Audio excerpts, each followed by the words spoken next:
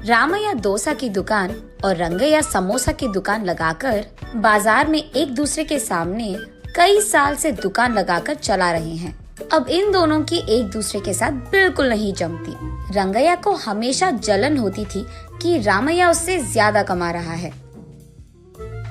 और इतना ही नहीं, हमेशा कोई ना कोई बात पे रामैया से लड़ते रहता है रंगैया। ऐसे उन दोनों के बीच में बहुत ज्यादा नफरत था। एक दिन शहर में पढ़ रहे रामैया का बेटा रमेश घर आता है। अगले दिन वो अपने पिता के बाजार में लगी दुकान के पास आता है। वहाँ चल रही व्यापार को देख रमेश अपने पिता से ऐसे कहता है, पापा, आप हमारे दुकान में ज्यादा ग्राहक लाकर ज्यादा पैसा कमाने के मार्ग नहीं सोचते हो क्या? अब जितना मेरा सोच है उसी में चल रहा है बेटा। जितना भी मेहनत करूं वही कमाई मिल रही है। पापा, मेहनत से नहीं, चालाकी से कमाए जाते हैं पैसे। शहर में इसी डोसा को दुगने दाम में बेचते हैं, पता है आपको? अब शहर के दाम में यहाँ कैसे बेचेंगे बेटा?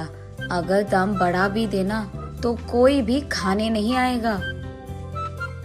पापा, मैं ये नहीं कह रहा हूँ कि शहर के दामों में यहाँ बेचे, बल्कि ये कह रहा हूँ कि ऐसा कुछ करे कि शहर का लाभ हमें यहाँ मिले। तुम्हारा इरादा मुझे समझ में नहीं आ रहा बेटा, थोड़ा समझा दो। आपको समझाना नहीं, करके दिखाऊंगा, ऐसे कहता है रमेश। रामैया देखते ही रहता है कि रमेश कह क्या रहा है। और इतने में रमेश उनके दुकान के बाहर एक बोर्ड डालता है। उस पे लिखता है कि हमारे दुकान में जो भी ये स्पेशल डोसा खाएगा उसको 10 साधारण डोसा फ्री में मिलेंगे, और जो भी डोसा आप खाओगे उसके भी पैसे नहीं देने पड़ेंगे। पर अगर स्पेशल डोसा खा नहीं पाए तो 10 डोसा का पैसे देना होगा, ऐसे लिख देता है। बोर्ड पे जो लिखा उसने वही बाजार में जोर से चिल्लाकर सबको सुनाता है। ये सुनकर बहुत लोग खुशी के मारे उनके दुकान पहुंच जाते हैं स्पेशल डोसा खाने। स्पेशल डोसा खाने के लिए मैं तैयार हूँ। नहीं नहीं, मैं तैयार हूँ। ऐसे सभी आपस में बहस करते हैं।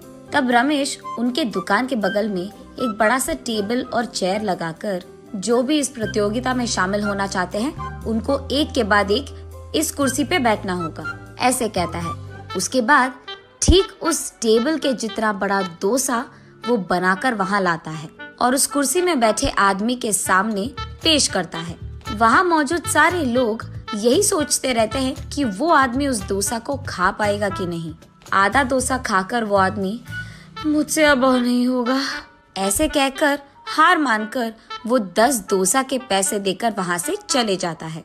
ऐसे ही एक के बाद एक स्पेशल डोसा खाने की कोशिश करके हार मानकर वहाँ से पैसे देकर चले जाते हैं। ये सब ठीक सामने से देख रहा रंगैया अपने आप में सोचने लगता है कि एक स्पेशल डोसा बनाने के लिए कितने पैसे लगते हैं। उसे पता था कि एक स्पेशल डोसा बनाने के लिए 3 डोसा लगते हैं, लेकिन बाकी 7 डोसा के पैसे तो लाभ में आ गए। तब उसे समझ आता है और कहता है, बाप रे, ये 3 डोसा बनाकर 7 डोसा का लाभ ले रहा है। बस रंगैया को जलन होती है।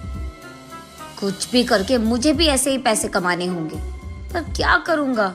ऐसे सोच सोच कर, हाँ, मैं भी उसकी तरह समोसा का कोई प्रतियोगिता लगा दूंगा, ऐसे सोचकर अगले दिन रंगैया उसके समोसा के दुकान के बाहर ये लिखता है कि जो भी आदमी 20 समोसा खा पाएगा उसको 10 और मुफ्त में मिल जाएंगे। पर अगर 20 समोसा नहीं खा पाए तो 10 समोसा के पैसे देने पड़ जाएंगे। और यही बात चिल्ला चिल्ला कर बाजार में सबको बताता है। ये सुनकर बहुत सारे लोग रंगैया के दुकान आते हैं प्रतियोगिता में शामिल होने। जो लोग आते हैं उनमें से कई सारे आसानी से 20 समोसा खा लेते हैं और रंगैया के अनुसार ही वो 10 और मुफ्त में ले लेते हैं और वहाँ से चले जाते हैं। ये देख रंगैया को चक्कर आ जाता है। शाम से पहले ही आधे से ज्यादा समोसा खत्म हो जाते हैं। उसके बाद कई सारे लोग वहाँ पे आकर, हम भी खाएंगे समोसा, हमें भी दो, कहते हैं।